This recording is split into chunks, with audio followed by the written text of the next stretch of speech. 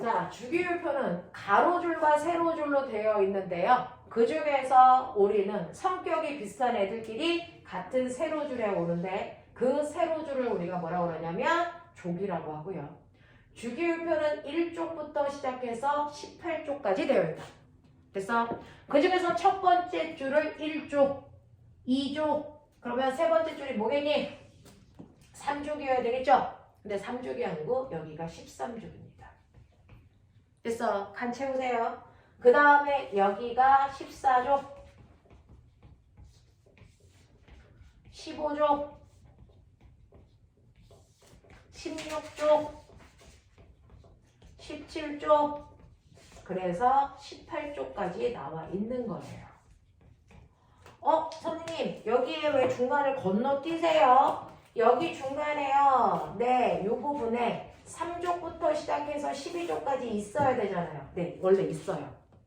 그래서 풀 버전 보시면 원래 있습니다. 그 풀 버전이 너네가 가지고 있는 35페이지에 있는 주기율표가 풀 버전이에요. 거기에는 하나도 생략 없이 다 있습니다. 근데 우리는 이거를 뭐 한 겁니까? 실제로 존재하지만 생략해서 안 써요. 얘는 좀 성격이 특이해서 이건 대학 가서 배우는 거고요. 고등학교 3학년 때까지는 보편적 성격을 가지고 있는 위에 있는 아이들만 배웁니다. 됐죠? 그래서 이렇게 배우니까 족보를 기억하세요. 1, 2, 그 다음에 3이 아니고 우리 건너뛰어서 13이다. 거기서부터 18까지. 됐어? 그래서 족은 1쪽부터 18쪽까지 18개의 성격이 비슷한 무리로 나눌 수 있다. 됐어? 네. 그래서 같은 족에 해당되는 아이들끼리가 화학적 성질이 뭐한 거다? 비슷한 거다.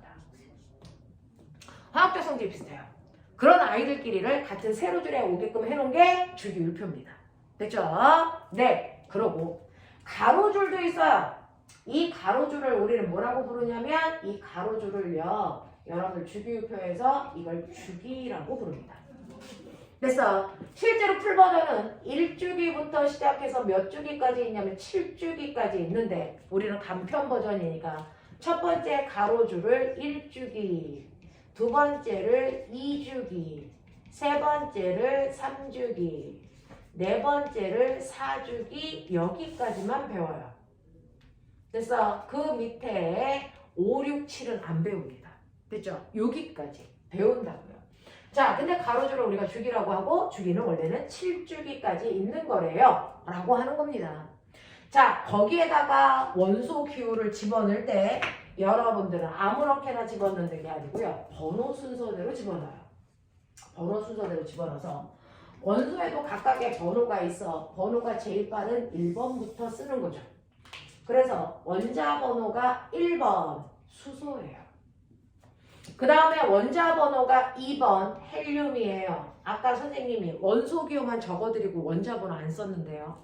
원자 번호는 원소 기호의 가장 왼쪽 아래에다가 쓰면 이 위치가 원자 번호 쓰는 위치예요. 거기다가 써 두십시오. 1번, 2번, 그래서 순서대로 3번이 리튬, 4번이 베릴륨, 5번이 붕소, 6번이 탄소. 혹시 못 읽었던 거 있으면 한국말로 써주세요. 7번이 질소, 8번이 산소, 9번이 플루오린입니다. 됐죠? 10번이 네온이에요. 네온 사인에 있는 거고요. 그리고 9번에 있는 플루오린을 한국말로 뭐라 그래요? 불소라고 하죠. 그래서 너네 칫솔 치약이 불소 들어있는 거, 불소 치약. 그게 플루오린이 들어있다는 뜻이에요. 그 다음에 원자 번호 11번이 나트륨이고요. 12번이 마그네슘, 13번이 알루미늄, 14번이 규소, 15번이 인, 16번이 황, 17번이 염소.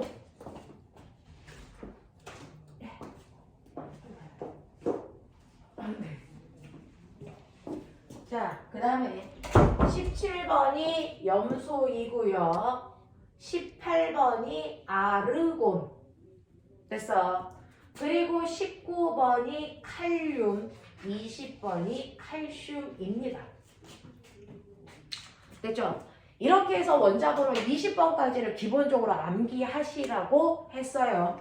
그래놓고 아까 우리가 분류한 것처럼 여기가 요만큼이 금속 원소예요. 그래서 이렇게 했단 말이죠. 됐죠? 자, 이런 식으로 해서 여러분들이 주기율표상에 나와 있는 아이들을 이제 20번까지 쓴 이유가 원자번호 순서대로 나열한 거구나. 그랬을 때 같은 세로줄에 있는 얘네들이 성격이 비슷한 애들이겠네. 성격이 비슷한 애들이겠네. 어떤 성격을 가지고 있는지 모르는데. 그래서 그걸 이제 알아서 시험 보시면 돼요. 1학기 중간고사 시험 범위입니다. 4월 말에 봅니다. 그래서 이렇게 되거든요. 자, 그러면 얘네들이 왜 화학적 성질이 비슷한지, 어떤 성질을 가지고 있는지 이런 것들을 하나하나 할 건데 그중 그러면 선생님 일단은요 이거 하나하나 보기 전에 금속들이 여기 있네요. 네. 근데 제가 보기에는 금속이 조금 있는 것 같은데요? 왜 금속이 아까 많다고 그랬어요? 그건 우리가 원래 했었어야 되는 3족부터 12족까지 생략한 애 있죠. 얘네들이 싸그리 금속 원소예요. 이게 생략되어서 적은 것처럼 보이는 거죠. 실제로 펼치면 금속 원소가 훨씬 더 많습니다. 이러한 금속 원소들은요. 그래서 지구의 평균 기온을 우리가 뭐라 합니까? 상온이라고 합니다. 지구의 평균 기온을 상온이라고 하는데 대략 15도에서 25도 사이의 범위예요. 그래서 그러면 이렇게 상온에다가 금속 원소를 놓으면 금속 원소는 어떤 상태로 존재합니까? 라고 하면 얘네들은 싸그리 다 고체 상태로 존재하는데 딱 하나만 예외예요. 생각해봐. 금속 중에서 고체가 아닌 상태로 존재하는 애. 온도계 끝에 있는 그 빨간 거. 뭐죠? 수은이요. 그래서 수은은 금속입니다. 근데 상온에서 액체 상태로 존재하는 금속이에요. 유일합니다. 얘만. 수은의 원소기호 Hg입니다. 한번 써서 외우십시오. 됐죠? 수은이라는 건 금속인데 유일하게 얘만 고체가 아니고 액체로 존재하는 유일한 금속. 됐죠? 그걸 뺀 나머지는 금속은 모두 다 상온에서 고체 상태로 존재한다.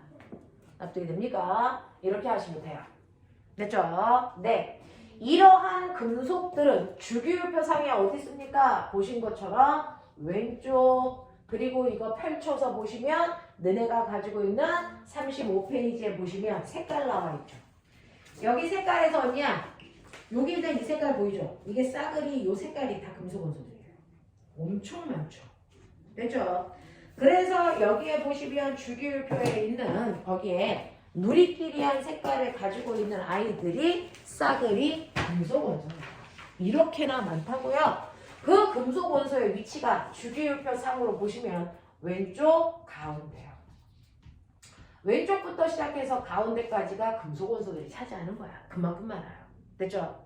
그런가 하면 비금속은 어떤데요? 라고 하면 비금속은요. 똑같이 상온에서요. 얘는 주로 어떤 상태로 존재하냐면 비금속은 고체와 기체 상태로 존재해요. 고체 아니면 기체로 존재하는데 딱 하나만 예외적으로요. 누구요? 라고 하면 그 밑에 요것만 달죠. 17쪽에 해당되는 아이들은 20개 말고 2개 더 외우셔야 되는데 플로릿 염소 밑에 브로민과 아이오딘을 써두세요. 이것까지 외웁니다. 17쪽은 브로민과 아이오딘까지. 이거 브로민, 이거 아이오딘. 요건데요. 그 중에서 상온에서 브로민만 액체 상태로 존재합니다. 얘가 액체 상태로 존재해요. 비금속 중에서 유일합니다. 그래서 그러면서 비금속은요. 그래서 주기율표상에 어디에 위치합니까? 이쪽이 왼쪽이니까 비금속은 오른쪽에 있겠죠. 오른쪽에 위치하고요. 그냥 이렇게만 쓰면 수소는 비금속인데 왼쪽에 있잖아요. 얘를 넣어줘야 되니까 오른쪽 그리고 위쪽에 위치합니다. 이렇게 써요. 아시겠죠? 자, 이런 식으로 해서 주기율표 위치상으로 왼쪽에 있으니까 얘는 금속이겠구나. 얘는 비금속이겠구나. 이거 느껴보시면 돼요. 그렇죠? 이런 식으로 배열되어 있어서 주기율표의 위치만 알면 걔가 어떤 아이인지를 우리가 이제 예측할 수 있는데 그죠? 여기까지는 쓰셨죠? 필요한 것들 메모하십시오. 책에 잘 안 나와 있는 것들도 있어서 필요하시면 필기하시면서 들어주십시오.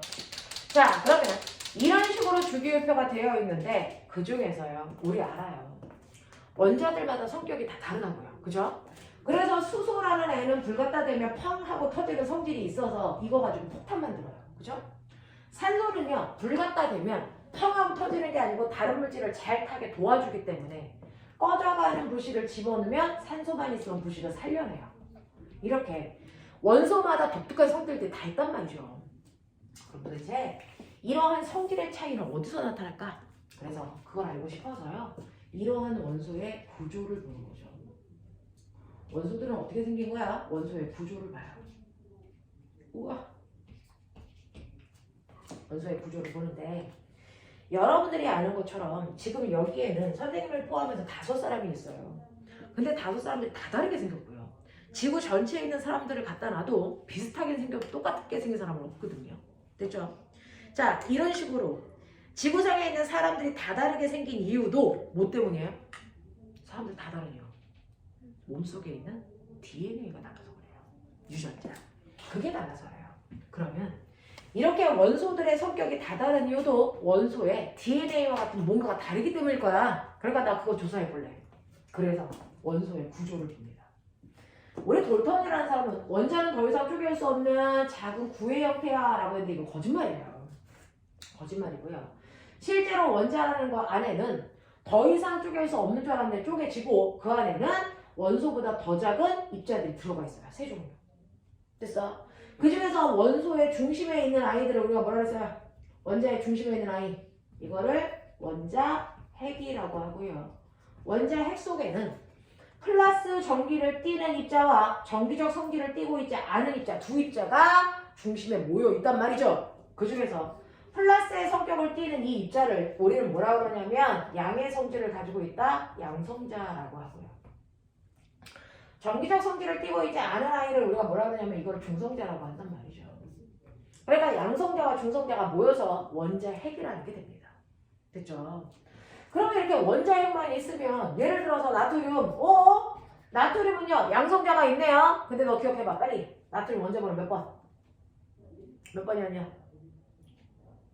몇 번? 11번. 맞아요. 이 원소마다 선생님이 원자번호 기억하라 그랬는데 이 원자번호의 의미가 뭔지 알아요? 그 원자 속에 있는 양성자 수예요. 양성자 수예요. 그러니까 나트륨이라는 원자 속에는 원자 핵 속에 이러한 양성자가 무려 이 조그만 공간 안에 11개가 들어있어요. 그래서 우리는 이렇게 그냥 써요. 양성자가 11개 있어. 알겠어? 이렇게 들어있는 원자핵을 가지고 있단 말이죠. 그러면 나트륨 속에는 양성자가 무려 11개나 있으면 선생님 나트륨은 다 플러스 전기를 띠고 있네요? 안 그래요. 모든 원자는 전기를 띠지 않습니다. 중성입니다. 왜 그럴까요?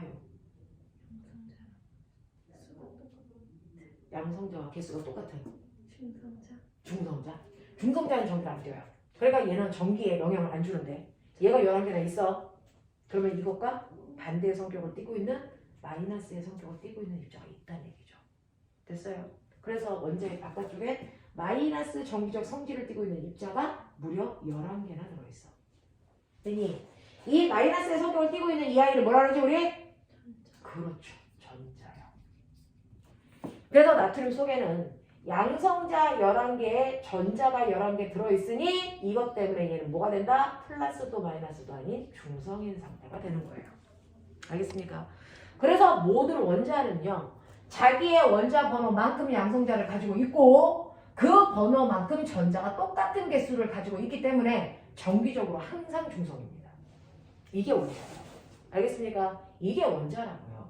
그래서 원자 핵 속에는 양성자가 11개 들어있으니 바깥쪽에 전자도 11개 있어. 그래서 플러스도 마이너스도 아닌 정기적으로 중성 상태를 띠고 있는 거 이걸 원자라고 한단 말이죠. 그래서 이렇게 원자 속에는 양성자, 중성자, 전자라고 하는 3종류의 입자가 들어있는데 그 중에서 원소마다의 각각의 이런 특징 뭐가 만들어요? 양성자가 몇 개 있느냐가 만들어집니다. 그래서 원자가 가지고 있는 독특한 성질은 그 안에 양성자가 몇 개가 들어있느냐에 따라 고유한 자기만의 성질이 있어요. 그래서 수소는 불 갖다 대면 펑 하고 터지는 이유가 양성자가 하나 있는 원자핵을 가지고 있어요. 양성자 하나 있는 원자핵을 가지고 있으니 바깥쪽에도 전자가 하나 있겠죠? 이런 구조로 되어 있는 아이가 바로 수소입니다. 그래서 불같다 때문에 팡으로 터져요. 됐어? 자, 산소는요. 양성자가 8개 있어 바깥쪽에 전자도 8개 있는 구조를 가지고 있습니다. 그래서 중성이면서 양성자가 8개 있기 때문에 됐어? 꺼져가는 부식도 살려낼 수 있는 성질을 가지고 있어요. 이렇게요.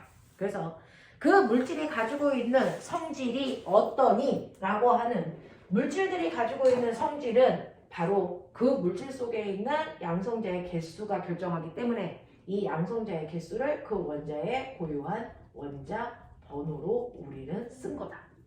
그리고 원자 번호 순서대로 늘어오는 거다. 알겠습니까? 이 얘기예요. 그래서 원자가 가지고 있는 각각의 독특한 성질들은 양성자의 개수가 결정한 거구나. 그래서 그만큼 중요한 양성자의 개수를 원자 번호로 만들어 놓은 거구나. 그래서 그거를 왼쪽 아래에다 쓰는 거구나. 그렇죠? 자, 이런 식으로 해서 원자들을 나타내고요. 그 다음에 이러한 원자들은 무조건 자기의 개수와 똑같은 만큼의 전자를 가지고 있어야 된다 했으니 잘 보시면 수소요. 수소는요. 여러분들이 알고 있는 1쪽에 해당되는 수소는 말이야. 원자 번호가 1번이잖아. 원자 번호가 1번이니까 양성자가 하나 있다? 그러면 바깥쪽 껍질에 전자도 하나 있어야 되겠지. 그러면 양성자가 하나 있으면 전자는 어디 있어요? 그냥 아무렇게나 막 이렇게 떠다녀요? 아니요. 실제로요. 원자의 바깥쪽에 전자는 아무데나 있는 게 아니에요. 예를 들면 나트륨 같은 경우에 원자 번호가 11번이니까 전자가 무려 11개 있어야 된단 말이야. 양성자가 11개 있으니까. 근데 전자는요. 어디 있냐면 양파처럼 원자핵 바깥쪽에요. 양파 껍질처럼 여러 겹의 껍질들이 이렇게 있어요. 이 껍질들 위에만 전자가 들어가 있을 수 있어. 이 껍질들을 우리가 뭐라고 하냐면 전자 껍질이라고 하고요. 무조건 전자들은 안쪽 껍질부터 채워서 바깥으로 나오기 때문에 안쪽 껍질부터를 첫 번째 껍질, 두 번째 껍질, 세 번째 껍질, 네 번째 껍질. 그래서 몇 번째 껍질까지 있어? 이 껍질이 무한 번째 껍질까지 있대요. 이렇게 되어 있는 게 원자 구조예요. 됐죠? 이런 식으로 여러 겹의 전자 껍질들이 있어. 그 껍질 안쪽부터 전자가 채워가는데 너네가 아는 것처럼 전자와 전자 사이에는 서로를 밀어내는 뭐가 작용할까요? 같은 전기를 띠고 있으니까 서로를 밀어내는 힘, 멋진 말? 청력이 작용합니다. 서로 반대 전기끼리 잡아당기는 힘이 작용하죠. 이건 뭐라 그래요? 인력이 작용한다고 그러는데, 자, 전자 껍질 속에는 같은 극을 띠고 있는 전자들이 들어와야 되는데 첫 번째 껍질은 공간이 좁아. 공간이 좁으니까 청력이 작용하는 전자를 많이 못 넣어. 그래서 첫 번째 껍질에는 전자가 2개 들어가면 꽉 차요. 더 이상 안 들어가요.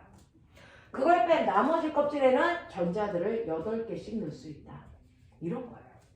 그래서 껍질에 전자를 채워가면서 넣는 거예요. 그러면 예를 들어서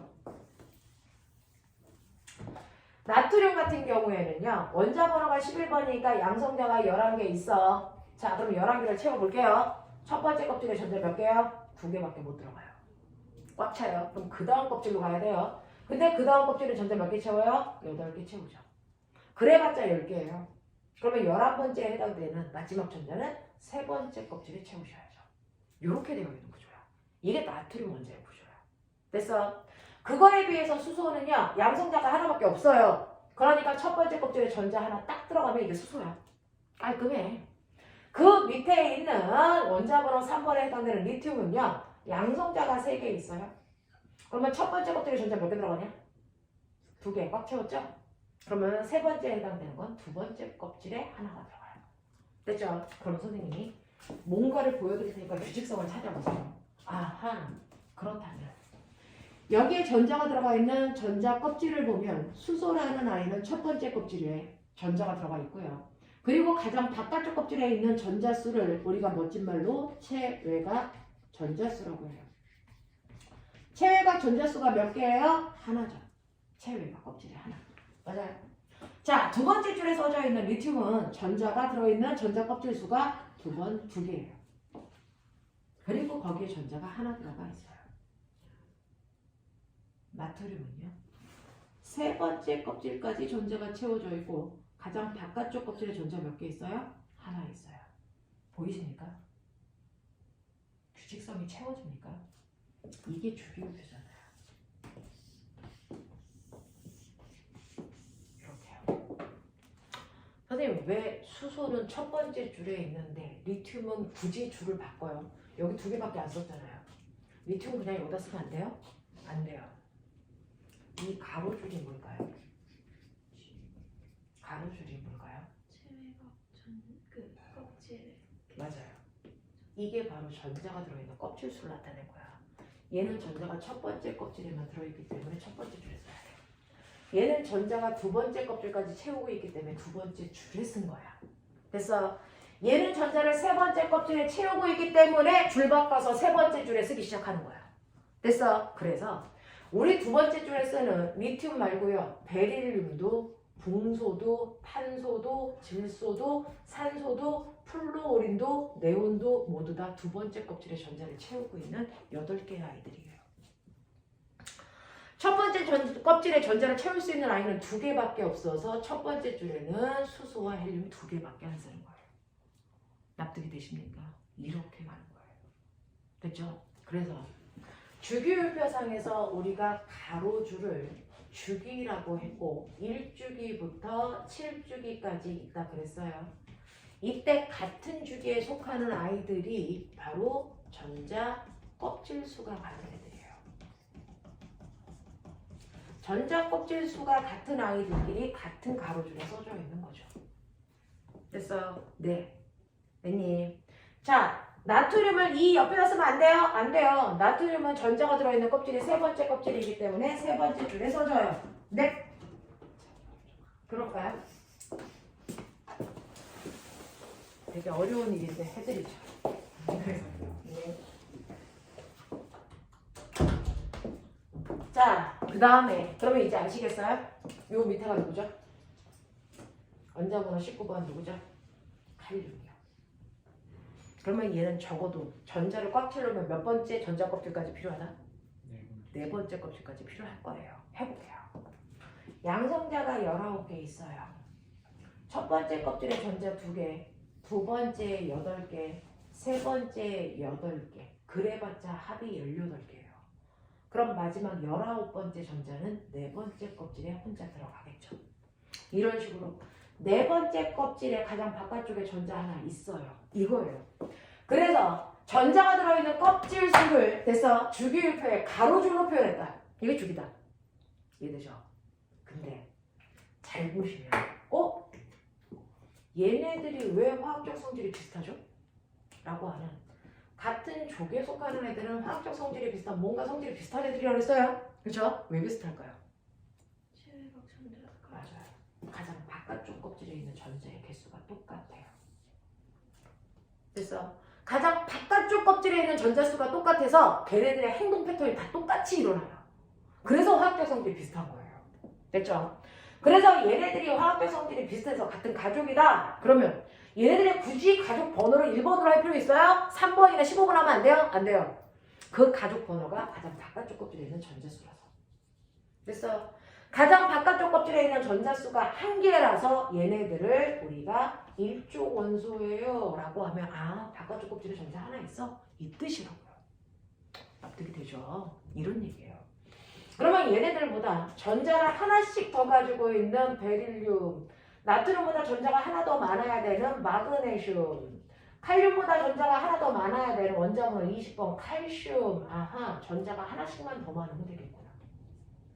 그러면 가장 끝에 전자가 하나씩만 더 많으면 되겠구나. 보여요? 네. 얘가 11개 가지고 12개니까 전자가 끝에가 하나가 더 많으면 되겠죠. 됐죠? 얘도 원자번호가 3번이 아니고 4번이니까 끝에 전자가 하나가 더 붙으면 되겠죠? 2개. 그래서 가장 끝에 들어있는 전자수가 다 똑같이 2기 때문에 얘네들의 화학적 성질이 비슷해요. 됐어? 그래서 가장 끝에 있는 전자수가 2개라서 가족 번호가 2족인 거죠. 이렇게 된 거예요. 근데 선생님, 붕소, 알루미늄 얘네들은 가족 번호가 13족이잖아요. 근데 아까 선생님이 얘기했잖아요. 모든 껍질에는 가장 바깥쪽에 전자가 많이 들어가도 8개밖에 안 들어간다고. 그러면 얘는 전자가 13개 들어간다는 얘기예요? 아니요. 여기는 일자리 숫자만 보는 겁니다. 됐어요? 그래서 얘는 가장 끝에 전자가 몇 개 있어요? 3개 있어요. 이 뜻이에요. 14족의 i는 가장 끝에 전자가 4개, 15족인 i는 5개, 16족인 i는 6개, 17쪽인 i는 7개, 18쪽인 i는 따라서 8개가 있어야 되죠. 됐어. 그래서 여러분들 주기율표 채우고 계시죠? 그 주기율표 밑에 보시면 족수라고 그랬고요. 그 다음에 체외가 전자수 쓰라고 그랬어요. 따라 쓰시면 돼요. 됐죠? 이렇게 채우시면 됩니다.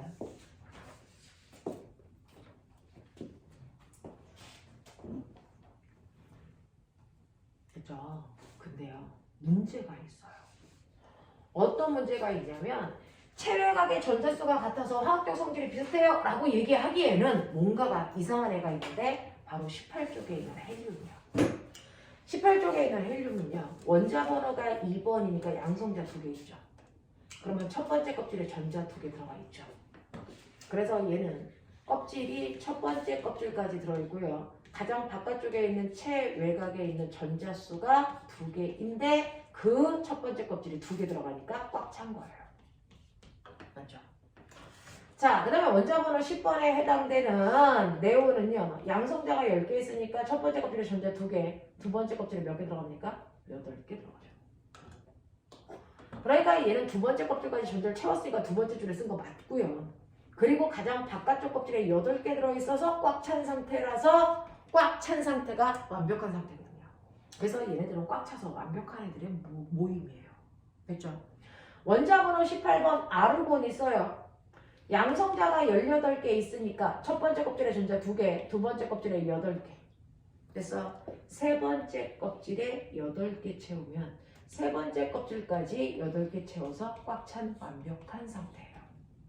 됐어? 그래서 이 18쪽에 해당되는 아이들이 원자계의 BTS야. 완벽한 아이들. 알겠어? 네. 그래서 가장 바깥쪽 껍질에 꽉 차서 완벽한 아이들이거든요. 근데 헬륨을 딱 보시면 맨 바깥쪽 껍질에 전자 2개 있다고? 우리도 2개 있었는데.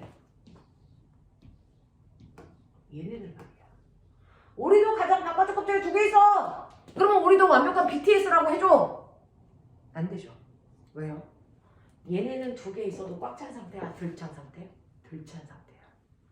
몇 개 있냐가 중요한 게 아니고 그거 들어가서 꽉 찼냐 안 찼냐가 이게 중요한 거거든요. 얘네들은 2개 넣어서 꽉 차서 완벽하고 얘는 8개 넣어서 꽉 차서 완벽한 그 완벽한 아이들의 모임이 18족인 거예요. 그러니까 헬륨은 여기에 써줘야죠. 여기에 쓰면 된다 안 된다? 안 돼요. 그래서 얘 때문에 헷갈릴까봐 그 밑에 원자가 전자수라는 걸 만듭니다. 그래서 요즘은 체외각 전자수를 거의 안 써요. 원자과 전자수를 써서 완벽한 정도를 숫자로 표현합니다. 그래서 나는 가장 바깥쪽에 전자 하나 있어서 완벽하지 않아. 그 뜻이야. 난 2개, 난 3개, 4개, 5개, 6개, 7개. 우리는 가장 바깥쪽에 꽉 찼어. 그 뜻이에요. 그래서 얘는 0이 됩니다. 알겠어? 8이 아니고요. 그래서 원자과 전자수가 같은 애들끼리 화학적 패턴이 비슷하다. 그래서 같은 족끼리 화학적 성질이 비슷한 이유가 뭡니까? 라고 하면 바로 원자과 전자수가 같아서요. 이렇게 쓰시면 돼요. 원자과 전자수가 같아서 그래서 화학적 성질이 비슷한 애들끼리를 같은 족에다 놓은 거다. 됐죠? 그래서 시험에서 맨날 물어봐요. 같은 족끼리 화학적 성질이 같은 이유가 뭡니까? 원자과 전자수가 같아서 그래요. 납득하시겠어요? 인정하시겠어요? 네, 이렇게 됩니다. 그래서 헬륨은 원자과 전자수가 0이기 때문에 얘네들과 화학적 성질이 같다. 얘네들과 같지 않다. 무슨 말인지 알죠? 이 얘기 하는 거예요. 되겠어요? 네, 10분만 잠깐만 끊어봐 드릴게요. 10분만 끊어봐 드릴게요. 네, 잠깐만 끊었다가